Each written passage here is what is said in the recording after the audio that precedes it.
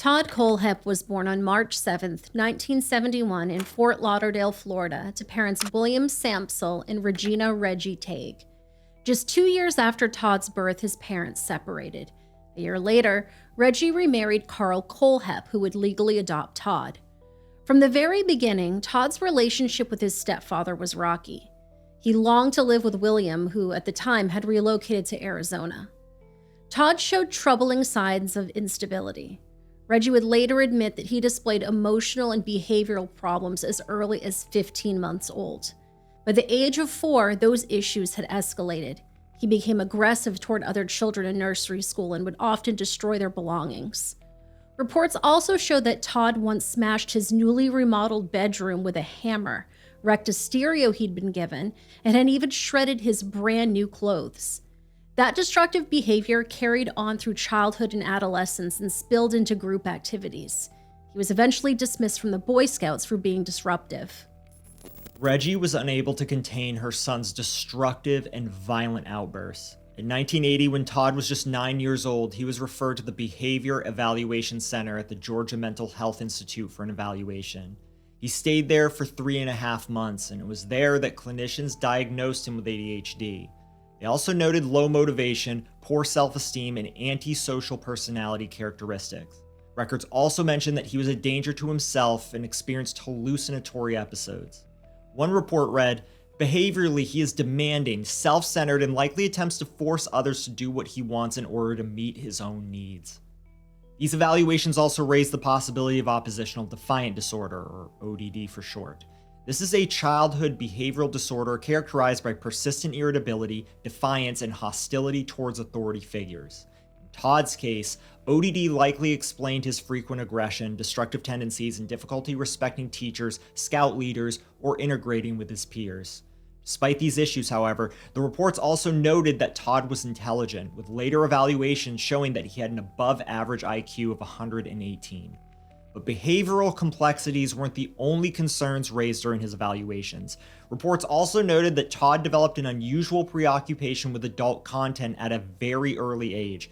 Even more alarming was his cruelty towards animals, often carried out in shockingly inhumane ways. One report noted that he poured Clorox into a goldfish bowl after his mother refused to get him a gerbil, and another documented that he once shot a dog with a BB gun. A neighbor also reported that Todd once locked her son in a dog kennel cage, rolled him over until her son was crying, and then laughed as he watched. Court documents from Arizona also show that Todd once threatened to kill his own mother because she refused to let him live with his father. Nevertheless, in 1982, Reggie and Carl split up, and at 12 years old, after not seeing his father for nearly 8 years, Todd was finally allowed to live with him in Tempe, Arizona. William was allegedly a former Special Forces soldier, mercenary, and arms dealer. Todd was fascinated by his knowledge in firearms and explosives. He felt a genuine connection with William, something he never had with his stepfather, Carl. But the bond quickly soured as William was often preoccupied with his romantic pursuits and was rarely present for his son. Before long, Todd realized he harbored hatred toward both men, his real father, William, and his stepfather, Carl. Todd decided to return to his mother, but by then, Reggie didn't want him back and made excuses to extend Todd's stay with William. On November 25th, 1986, when Todd was just 15 years old, he committed his first recorded crime. His victim was a 14-year-old neighbor named Christy Granado. According to court documents, Todd used his father's .22 caliber revolver to threaten her and force her back to his home.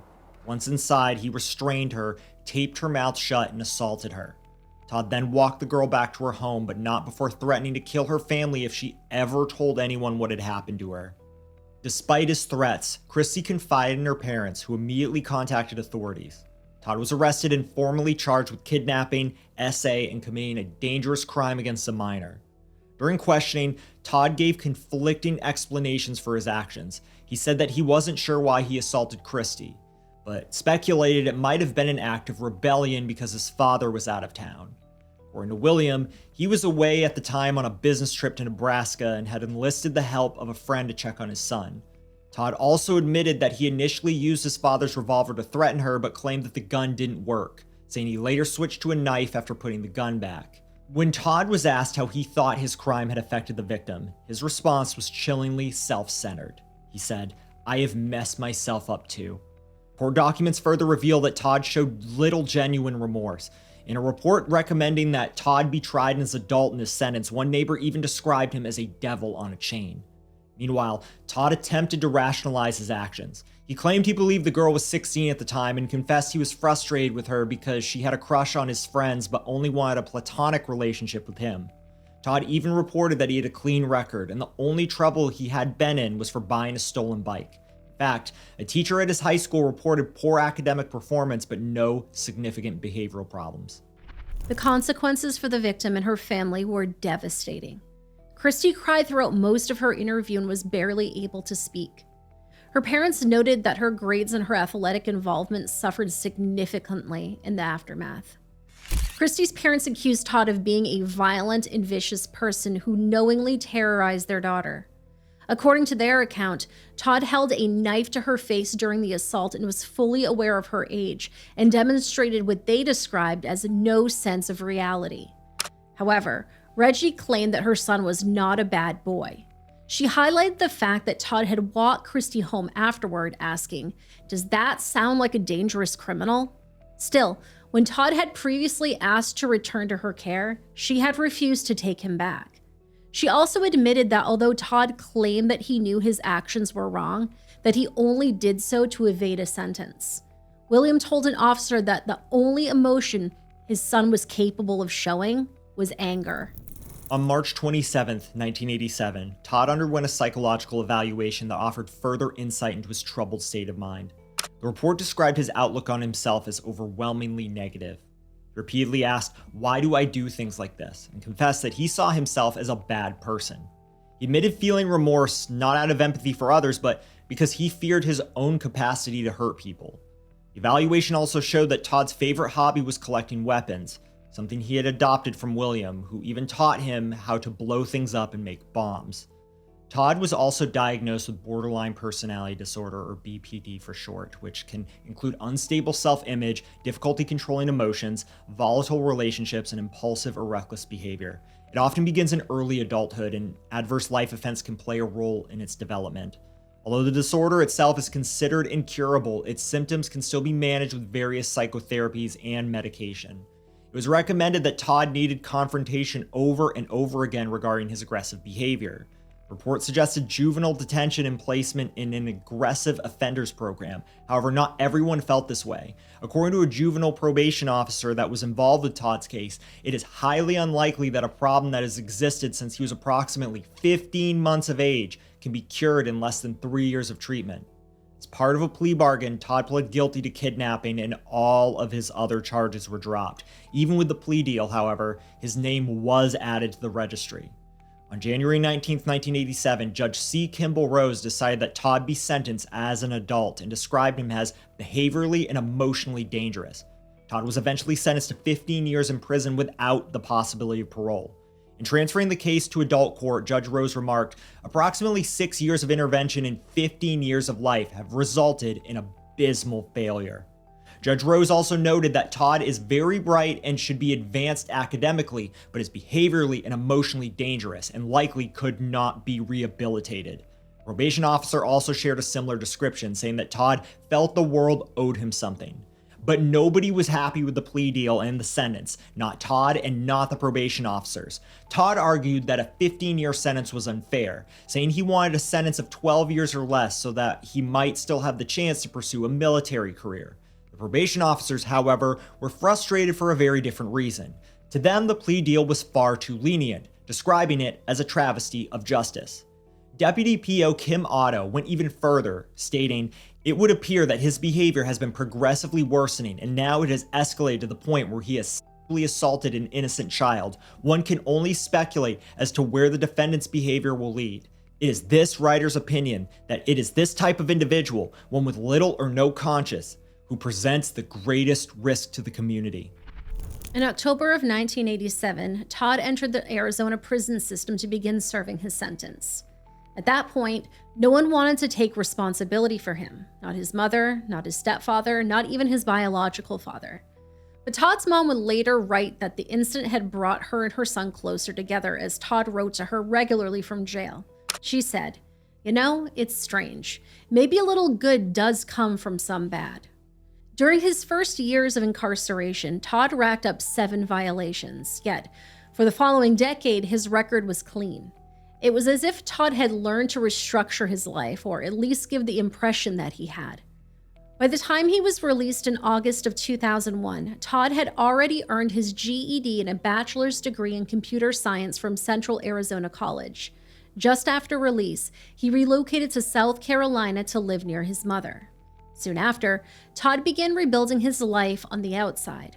From January of 2002 to November of 2003, he worked as a graphic designer for Seven Sons and Company in Spartanburg. That same year, he enrolled at Greenville Technical College. A year later, in 2004, he transferred to the University of South Carolina upstate. On March 25, 2006, Todd got a private pilot's license. Next month, he applied to take the South Carolina real estate exam, but he was required to explain why he was convicted of kidnapping in Arizona nearly 2 decades earlier. Todd got his real estate license on June 30th, 2006, 3 weeks after applying. He finished his degree in 2007 with a Bachelor's of Science in Business Administration and Marketing. By now, Todd had already distinguished himself in real estate.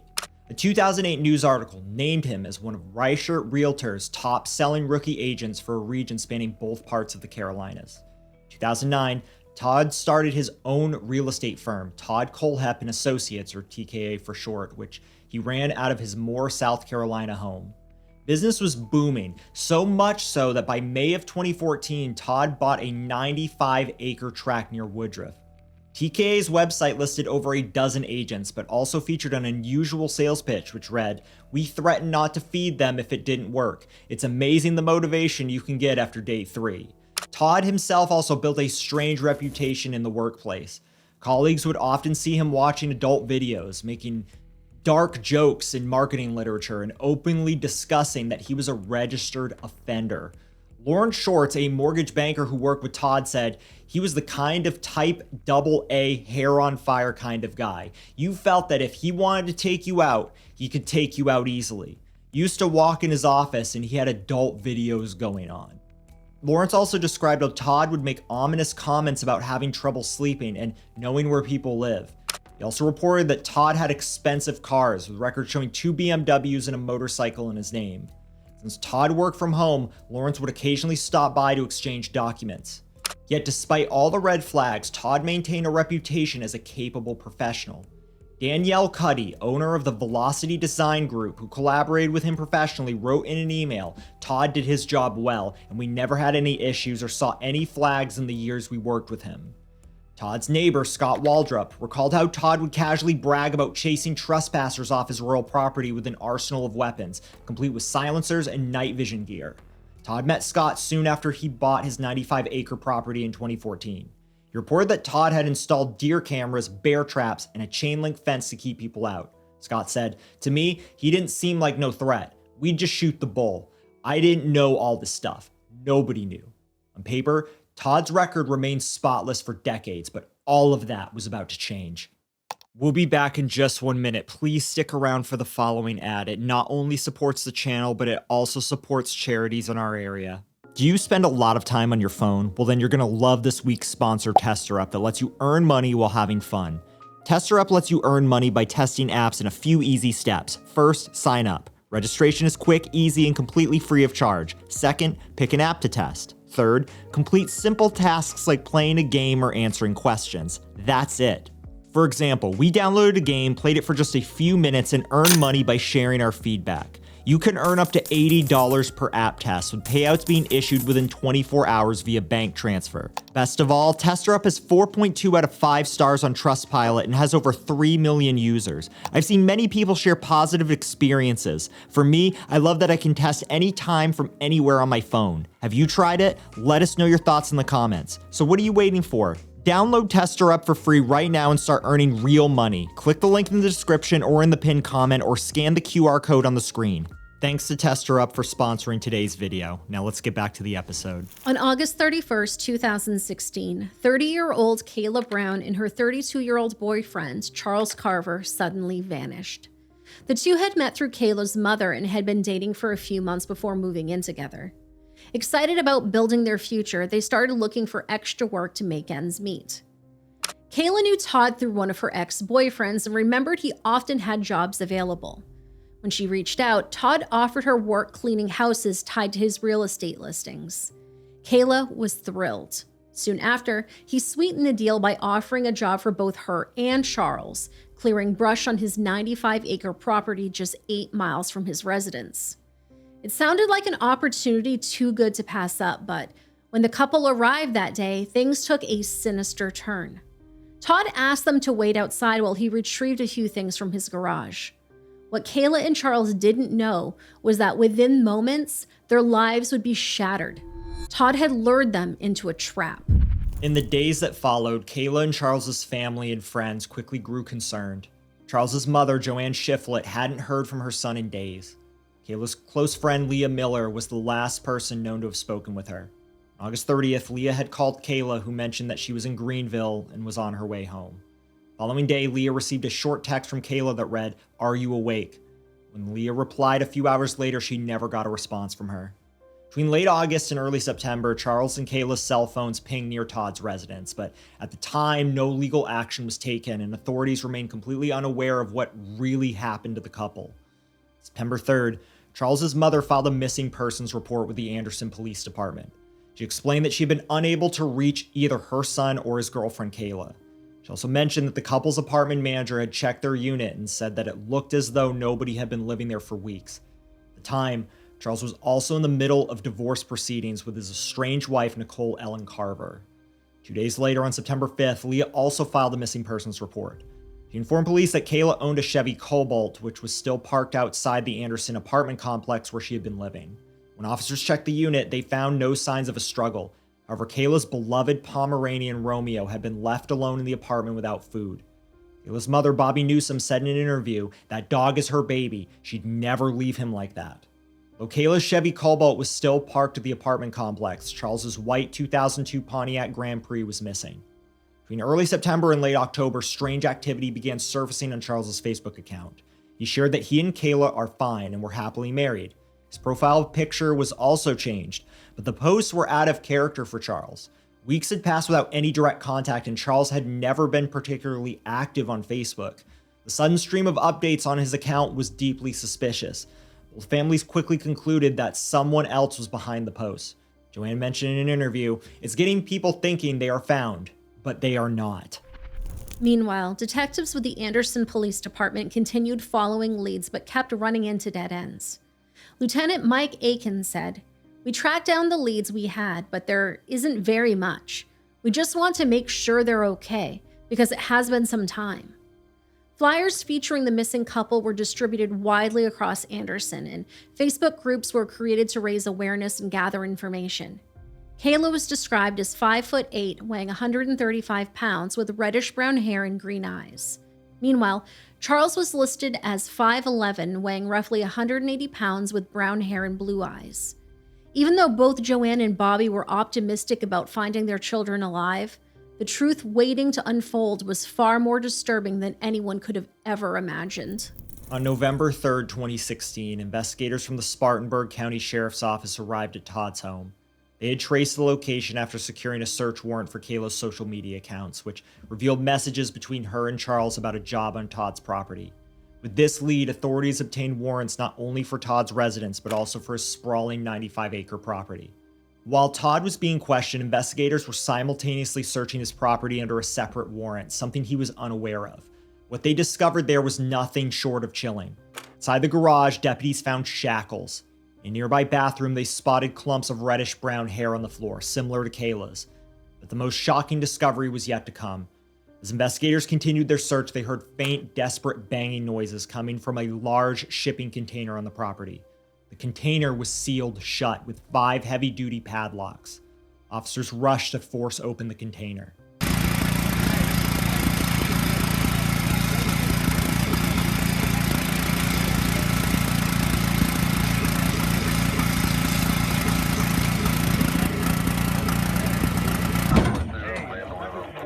out. Y'all move.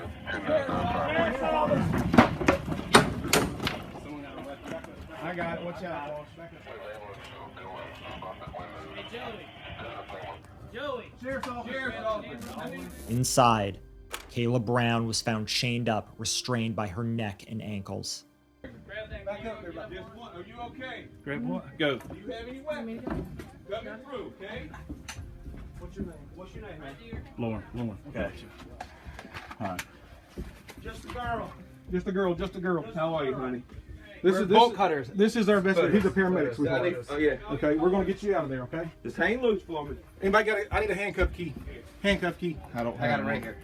Hold up. Y'all slide back. Hold on. He's got a light. We got to take photographs. Randy, let me see your light, Randy. You can put your hands down, sweetheart. You're okay. We're here. Okay. Yes, sir. Y'all sit back for me. Light on or off? Get fine. We'll get the rest of it here. Let's get her out of here. We're getting bolt cutters, honey. Don't. You got pictures of the cuffs? No, hold on. Bolt cutters. Is both feet? Just one. Let me It's see. attached to a chain from Okay. the wall, Okay. and my neck's attached to the wall up here. Okay. All right. All right. We're gonna get you out, sweetheart. Okay. You got a handcuff here. I got mine's in my car. Mine's in my car. Gloves on when I did that. No big deal. Bolt cutter. No big deal. Just hit.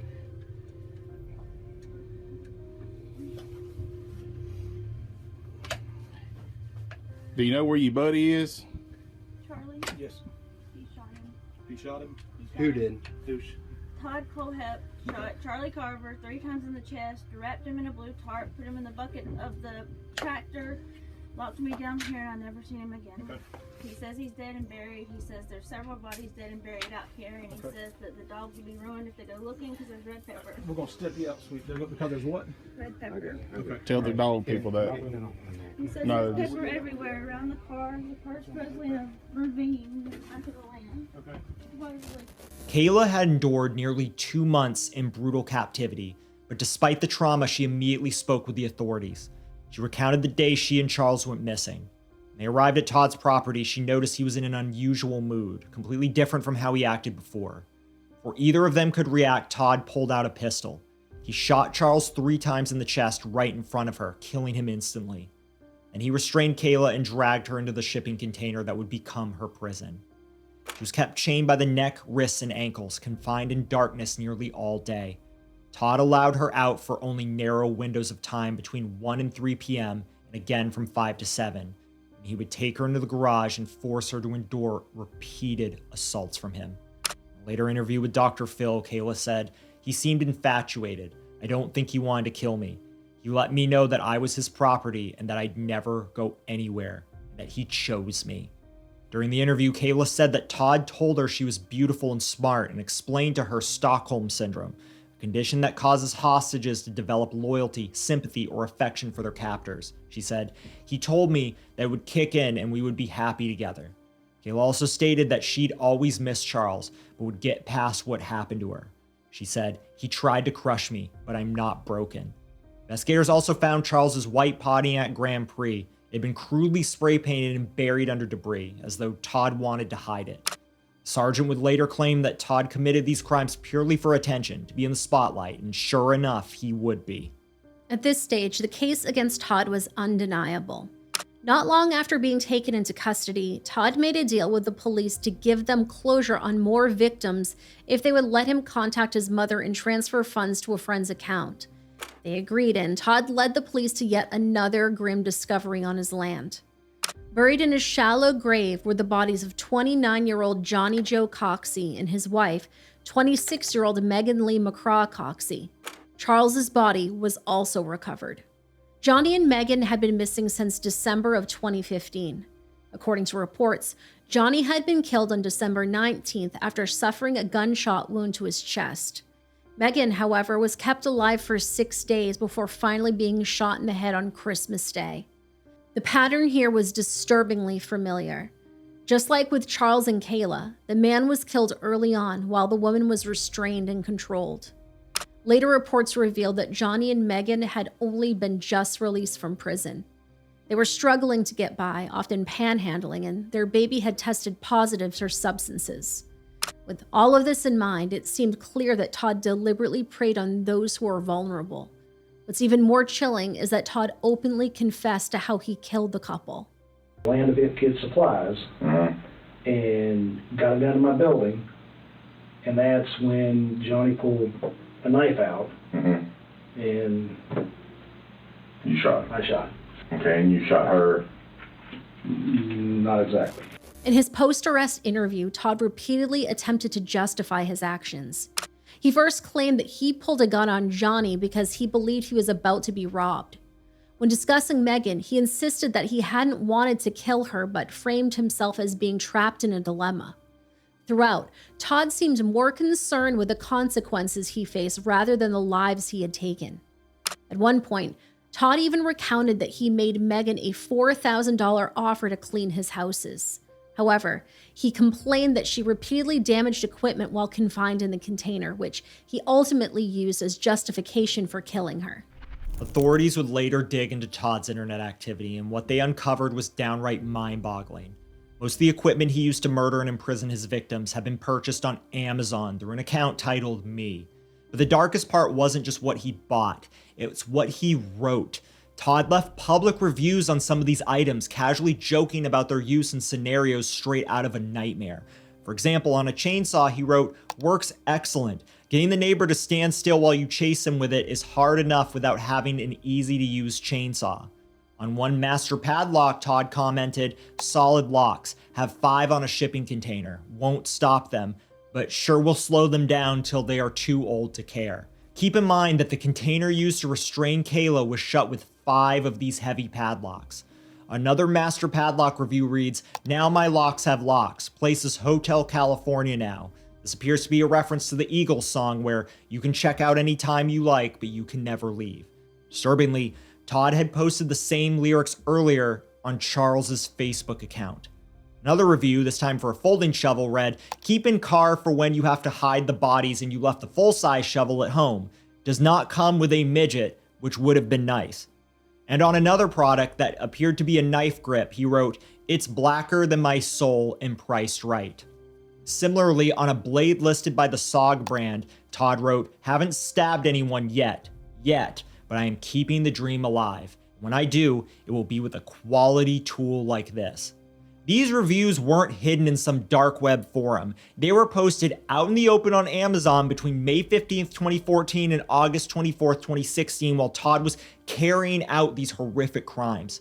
Some of the items he commented on were later removed from the site. For example, the folding shovel was no longer listed, nor was the rubber-handled 5-inch knife from the same brand. Still, Amazon did not take any immediate action at the time. To be fair, many disturbing reviews online are written as dark humor or trolling, and people often don't take these seriously.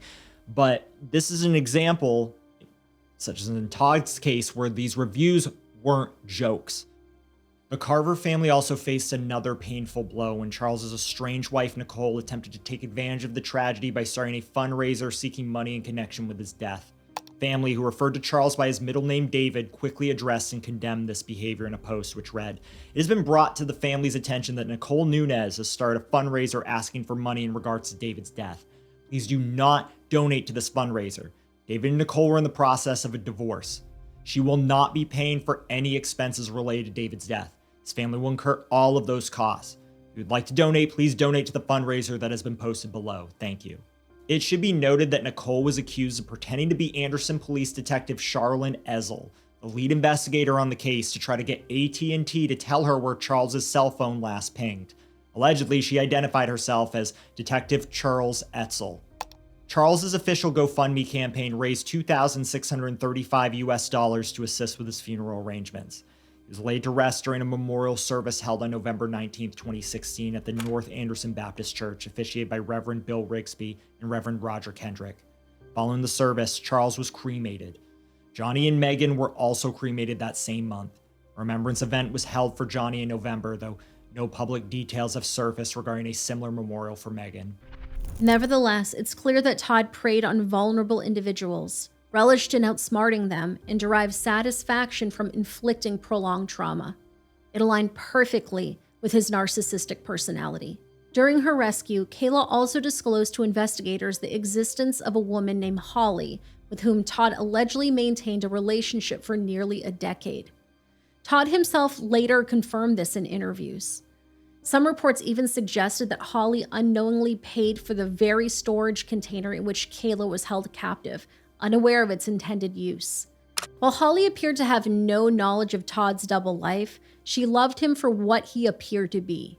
She gave Todd a lot of attention and made him feel important. Despite this, Kayla revealed something that would blow everyone's mind: that Todd was planning to kill Holly. Thankfully, this plan never came to fruition, as Todd was already in federal custody by that time. Still, the case was far from complete. Todd went on to confess to a quadruple homicide that had remained unsolved for over a decade. The details were chilling, as he boasted about carrying out the 4 murders in less than 30 seconds, showing no remorse whatsoever. I cleared it in under 30 seconds. You what now? I cleared that building in under 30 seconds. You guys would have been proud. He admitted to the killings in exchange for the opportunity to reconnect with his mother. The incident dated back to November 6, 2003 at the Superbike Motorsports motorcycle shop in Chesney, South Carolina. The victims were Scott Ponder, the shop's owner, his mother Beverly Guy, and employees Brian Lucas and Chris Sherbert. They were all gunned down in a matter of seconds. Todd explained that he had previously purchased a 2003 Suzuki GSX R750 from the shop, but quickly realized it was a poor choice for a beginner. The bike was too much for him to handle, and when he tried to return it or trade it in, he claimed the employees treated him rudely. A few weeks later, the bike was stolen, and Todd convinced himself that the shop was responsible, so he wanted to take revenge. Todd got his hands on a Beretta 92FS 9mm handgun and visited the store.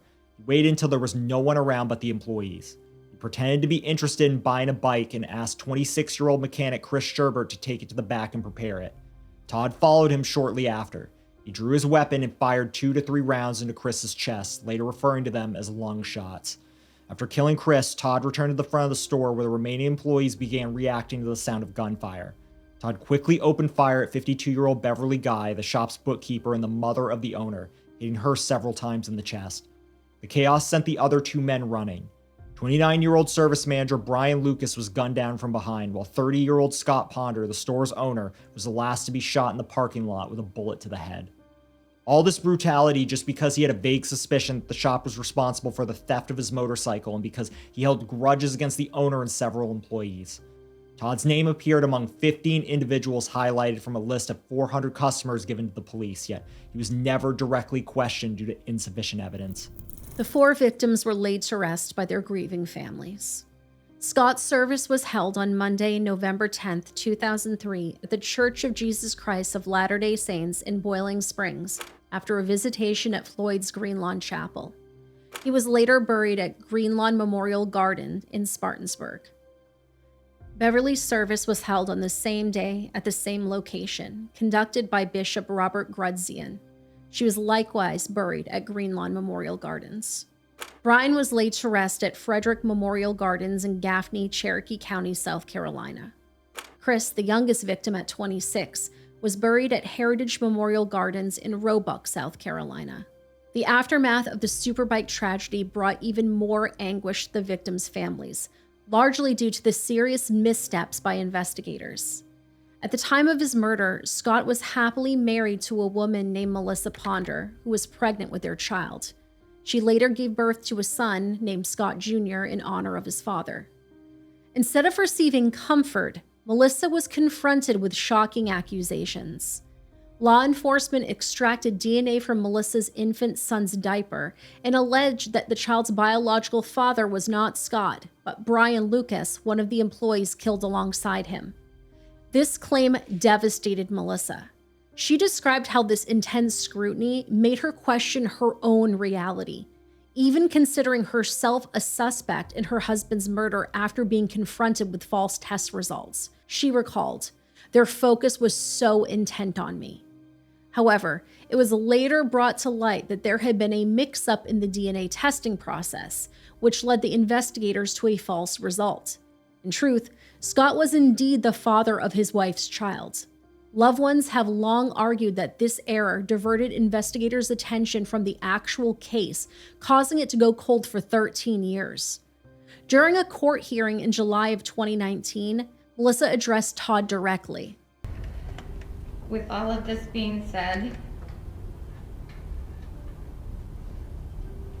I want to formally apologize to you, Mr. Kohlhepp, for whatever Scott or Brian said to you or did to you while you were doing business with them that made you feel less of a person or mad.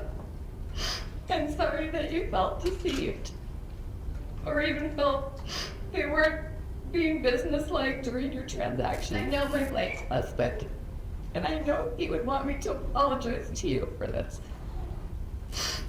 I hope with the time that you have left and the circumstances of where you are, that you can come to an understanding that we were both created by the same person, and yet our lives took two completely different paths.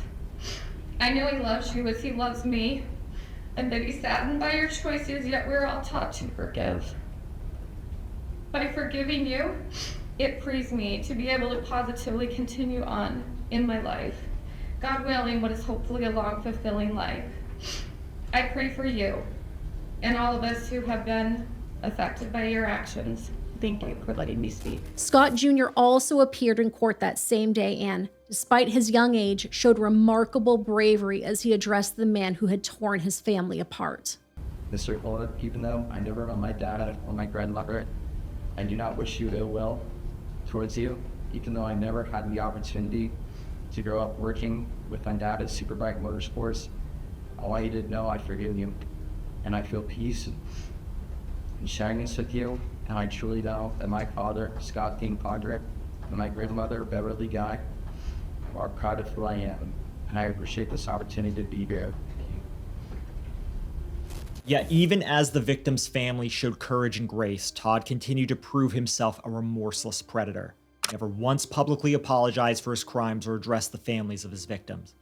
He was arrested and detained shortly after Kayla's rescue. In conversations with his mother, Reggie, he claimed that there were many other victims besides those that were known. When his mother asked how many, his response was, "You do not have enough fingers." Todd was initially charged with 4 counts of murder connected to the Chesney motorcycle shop killings and 1 count of kidnapping for the abduction of Kayla. He was later charged with 3 additional counts of murder for the murders of Charles and the Coxies, along with 1 additional count of kidnapping and 3 counts of possession of weapons during the commission of a violent crime. A search of his property also revealed a slew of firearms, including 9mm pistols with suppressors, semi-automatic rifles, and thousands of rounds of ammunition. Since no background checks were linked to Todd's name, authorities suspected he obtained these weapons illegally. Authorities also accused Todd's friend, Dustin Lawson, of purchasing firearms and silencers on his behalf despite knowing that Todd was a convicted felon. Dustin admitted to buying at least 12 guns and 5 silencers between 2012 and 2016, but initially claimed they were for his own use. In 2018, he pled guilty to 36 federal firearm charges and was sentenced to 8 years and 3 months in prison. During questioning, Todd also admitted to having killed someone in Arizona. On November 18, 2016, the Tempe Police Department confirmed they were reviewing his claim, combing through decades of unsolved homicide cases. Their focus narrowed to cases between 1983 and 1986, where Todd was living with his father in Arizona, and a brief window in 2001 after his release from prison. Just a week later, on November 25, 2016, police in Greer, South Carolina identified him as a person of interest in a 2003 bank robbery and triple homicide at Blue Ridge Savings Bank, which had taken place 6 months before the Chesney shootings. Despite the announcement, investigators found no solid connection tying him to the crime, and Todd himself denied any involvement. On December 1st, 2016, it was announced that Kayla had filed a civil lawsuit against Todd. In it, she sought $360 million in punitive damages and $3.6 million in actual and compensatory damages to cover medical expenses, emotional trauma, pain and suffering, and loss of enjoyment of life. In August of 2018, Kayla was officially awarded $6,318,760 in actual and punitive damages. She was also awarded $25,000 for aiding authorities in the case. On May 26, 2017, Todd Kohlhepp pled guilty to 7 counts of murder, 2 counts of kidnapping, and 1 count of criminal SA. As part of a plea deal that spared him from the death penalty, he was sentenced to 7 consecutive life terms without the possibility of parole. In December of 2017, Todd sent a letter to the Spartanburg Herald-Journal claiming he had additional victims who had never been discovered. Investigators, however, found no evidence to support his statement. In August of 2018, nearly 24 sheriff's deputies, accompanied by a cadaver dog, carried out an extensive search on a property they were tipped off about. The search took them through dense wooded areas along Interstate 26 after Spartanburg County Sheriff Chuck Wright revealed he had received a second or third-hand tip from a documentary film crew suggesting more bodies could be linked to Todd, who had previously lived nearby. Despite hours of searching, no remains were found, and authorities suspended operations with no plans to resume unless more credible evidence emerges. At the time, Todd was serving his sentence at Broad River Correctional Institution. In August of 2020, some of Todd's personal belongings were auctioned off, with the proceeds donated to the families of his victims.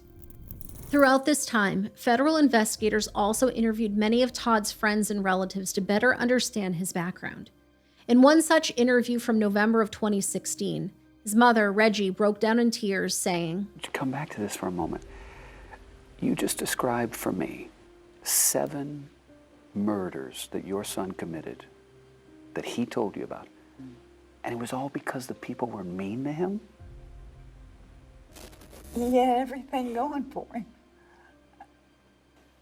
But it's not like he went out daily and killed somebody. There was a lot of time between the first ones and then the others, which I know that doesn't mean much to the families, and I'm sorry. But he wasn't a serial killer. Despite her desperate pleas and attempts to defend her son, Todd's actions ultimately proved her wrong. He was every bit the monster people feared. Just a few months later, on April 23, 2017, Reggie passed away from natural causes, suffering from heart disease and COPD. Moreover, several fake Facebook accounts were created in Todd's name. These, of course, proved to be very hurtful to the victims' families. According to Charles' father, Chuck Carver, who could have possibly be doing this? And what do they stand to gain from it? Because the only people they're hurting are the victims' families.